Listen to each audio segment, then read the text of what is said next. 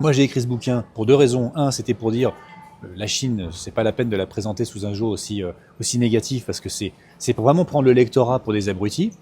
Et surtout, c'était en regardant ce qui se passe en Chine, d'un point de vue de la souveraineté, comment est-ce que la Chine réussit à préserver sa souveraineté, ce que j'appelle la souveraineté à 360 degrés. C'est pas juste une histoire de frontières et d'immigration, la souveraineté. C'est aussi une histoire de finances, de technologie, de nourriture. C'est la souveraineté à 360 degrés, c'est très important.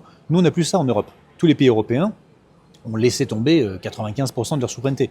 Et en fait donc le but de ce bouquin, c'est de dire aux Français que ça intéresse, aux souverainistes, mais les vrais, pas ceux qui sont souverainistes dans le discours, mais qui ensuite partent se réfugier sous le parapluie américain dès qu'il y a un problème. Ça, c'est pas du souverainisme.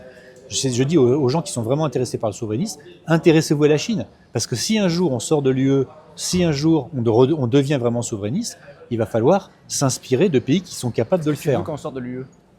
Moi, je pense que l'UE est un vampire qui aspire la sève de tous les États européens. Et d'ailleurs, à un tel point qu'au début, l'UE, c'était bénéfique uniquement à l'Allemagne, mais là, même plus. Donc, voilà. C'est bénéfique à personne. C'est bénéfique aux États-Unis. Voilà. Donc, voilà. Est-ce qu'il faudrait sortir de l'UE? Oui. Par contre, parler de Frexit, je trouve que c'est contre-productif parce que parler de sortie sans parler de dans quoi on va rentrer, ça fait forcément peur à la population.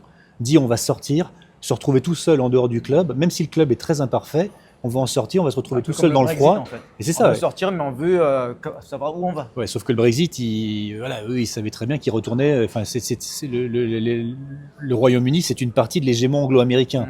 Donc, ils quittaient pas un groupe, ils quittaient l'Union européenne pour se rapprocher des États-Unis. Nous, si la France le faisait, on se retrouverait vraiment tout seul.